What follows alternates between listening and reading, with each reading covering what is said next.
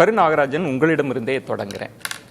5 முனை போட்டி அது உறுதியாயிடுச்சா? அதுதான் பாஜகவோட கணிப்பா இருக்கா? தலைவர் சொல்லியிருக்கிறார்ல, 5 முனை போட்டியை நாங்கள் சொல்கிறோம். 5 முனை போட்டிக்கு தயாராக இருக்கோம். இன்றைக்கி இருக்க தேசிய ஜனநாயக கூட்டணி அந்த 5 முனை போட்டியில் ஒரு முனைக்கு தலைமையேற்று நிச்சயமாக தமிழகத்தில் ஒரு மாற்றத்தை ஏற்படும். ஒருவேளை அதிமுக பாஜகன்னா அது 4 முனை போட்டியாக கூட வர வாய்ப்பு. அது எப்படி தேர்தல் நேரத்தில் என்ன ஆகுதுன்னு அப்போ பார்ப்போம்.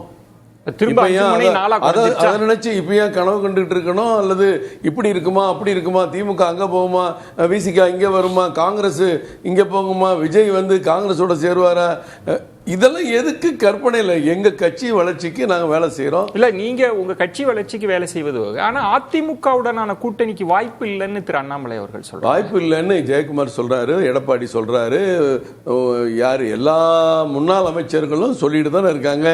நாங்க யாரையும் அவங்கள போய் வாங்கன்னு கூப்பிடல. கூப்பிட்டுருந்தா அதை கூட சொல்லுவாங்க, எங்களை வந்து கூப்பிட்டாங்க நாங்க வர்றேன்னு சொல்லிட்டோம்னு. நாங்க கூப்பிடாத ஒரு வேலையை, நாங்க பேசாத ஒரு வேலையை டெய்லி பேசிட்டு இருக்காங்க. பாவம், அவங்க எவ்வளவு குழப்பத்தில் இருக்காங்கிறது ரொம்ப தெளிவா தெரியுது. என்னைக்காவது பாஜக கடந்த 2 ஆண்டுகளா அதிமுகவுடன் நாங்கள் கூட்டணி சேர்ந்தே ஆவோம், ஐயா முன்னாள் முதல்வர் அவர்களே எங்களை சேர்த்து கொள்ளுங்க அப்படின்னு என்னைக்காவது யாராவது கேட்டு பேசியிருந்தா அதை பத்தி இவங்க இல்லைன்னு பேசலாம். 2 யாருமே பேசல. இல்ல அதுலதான் என்னன்னா 2 குரல்கள் வந்து அதிமுகவுடனான கூட்டணி அப்படின்னா உங்க கட்சியில இருக்கிற 2 முக்கியமான தலைவர்களின் குரல்கள் சந்தோஷப்படும். ஒன்னு டாக்டர் தமிழிசை அவர்கள், இன்னொன்னு நயினார் நாகேந்திரன் அவர்கள். அப்படி ஒரு கூட்டணினாலே வரவேற்கக்கூடியதுன்னு சொல்லுவாங்கல்ல, அப்படி ஒரு ஆப்ஷனையும் நீங்க வச்சிருக்கீங்களா உள்ளுக்குள்ளேயே? இல்ல, முதல்ல நான் இன்னைக்கு வந்து ஒரு ஜனநாயக விரோதமான செயலை கண்டித்து கோவையில் எங்கள் தலைவர் இன்றைக்கு கைது செய்யப்பட்டிருக்கிறார். அவர் ஆர்ப்பாட்டம் நடத்தி அதற்கு எனது கண்டனத்தை இங்கே உங்கள் மூலம் பதிவு செய்து கொள்கிறேன். அடுத்து நீங்க சொன்னது எல்லாருக்கும் எல்லாருடைய சிந்தனைகளும் ஒரே மாதிரி இருக்க வேண்டிய அவசியம் இல்லை. நீங்க சொன்ன 2 பேருமே அனுபவம் மிக்க தலைவர்கள். அவங்களுக்கு சில கருத்துக்கள், சொந்த கருத்துக்கள் இருக்கலாம். ஆனா ஒரு கட்சி தலைமை, இப்ப சில பேர் சொல்றாங்க, இப்ப அண்ணா திராவிட முன்னேற்ற கழகம் அவர் சொன்னாரா இவர் சொன்னார்னு பார்க்காதீங்க, பொதுச்செயலாளர் எடப்பாடி அவர்கள் சொன்னாரா, திமுகவில் அவர் சொன்னாரா இவர் சொன்னார்னு பார்க்காதீங்க, மு.க. ஸ்டாலின் முதலமைச்சர் அவர்கள் சொன்னாங்களா, இப்படித்தானே எல்லாருமே நினைக்கிறோம். நம்ம எங்க மாநிலத்தில் என்ன சொல்லியிருக்காரு, உங்களுக்கு தான் சிறப்பு பேட்டி கொடுத்திருக்கிறாரு, உங்களுடைய சார்பா எடுத்த பேட்டியில ரொம்ப தெளிவா இந்த கருத்தை சொல்லியிருக்கிறாரு. இன்னைக்கு ஒவ்வொருத்தருடைய விருப்பத்தையும் தெரிஞ்சுக்க வேண்டியதுதான்.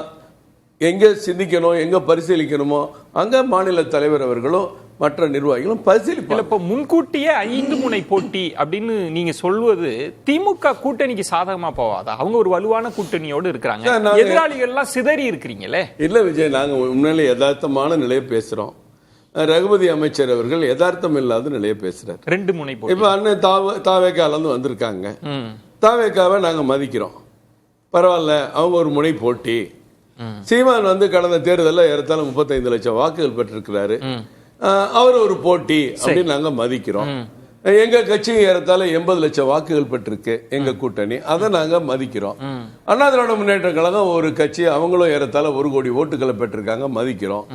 திராவிட முன்னேற்ற கழகம் ஆளுங்கட்சி கூட்டணி இருக்கு, மதிக்கிறோம். அதுதான் எங்க தலைவர் ரொம்ப பெருந்தன்மையா தமிழக அரசினுடைய நிலைப்பாடை அப்படியே தோலுறுத்தி 5 முனை போட்டின்னு சொல்றாரு. எல்லாருக்கும் இது 2 முனை போட்டின்னு சொல்றதே ஒரு மாதிரி எதாச்சதிகாரம் தான். ஏன் 2 முனை போட்டினா பிரதான 2 கட்சி? 2 முனை போட்டி, பிரதான எதிர்கட்சி விசிகாவை விட்டுட்டு திமுக நிக்குமா, காங்கிரஸை விட்டுட்டு திமுக நிக்குமா, கம்யூனிஸ்ட விட்டுட்டு திமுக எதுக்காக? 2 முனைங்கிறது எல்லா கட்சியும் ஒரு கூட்டணி பலத்துல ஒரு கற்பனையில பேசுறீங்க. நாளைக்கு கூட்டணி கட்சிகள் எல்லாம் கைவிட்டா என்ன ஆகும் அன்னைக்கு நீங்க பேசுவீங்களா? இப்ப நீங்க உங்களுக்கு தெரியாதுல்ல, உங்களுக்கு அரசியல் அனுபவம் இருக்கு. இப்ப எப்படி சொல்லுவாங்க, அதிமுக தலைமையிலான அணி, திமுக தலைமையிலான அணி, இதுதாங்க 2ம் பிரதானம், அப்படிதானே ரகுபதி பேசியிருக்கிறார். பிரதானங்கிறது இருக்கலாம் சார், பிரதானம் என்னைக்குமே வெற்றி பெற முடியாது. இந்த 2 கட்சிகளுமே பலமுறை தோல்வியை தழுவி இருக்குங்க. நீங்க இன்னைக்கு திமுக வெற்றி பெற்றிருக்காங்க, அவங்க வாங்கிய வாக்குகளை விட இப்ப 24 தேர்தல்ல திமுக வேண்டான்னு போடப்பட்ட வாக்குகள் 20 லட்சம் அதிகம்.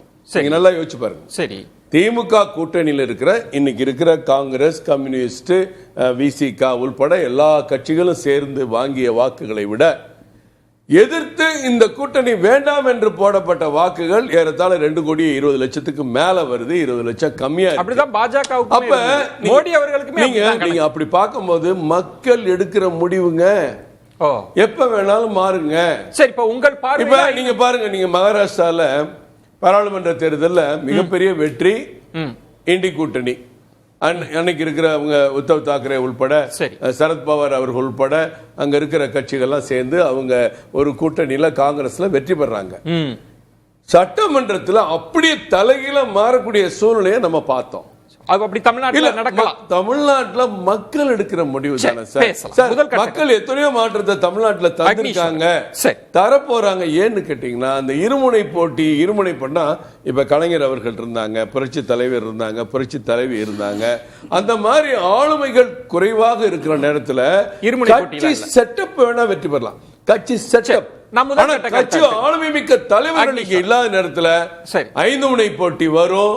எந்த மாற்றம் வேண்டுமானாலும் தமிழகத்தில் ஏற்படலாம், அதுக்கு வாய்ப்பு இருக்கு.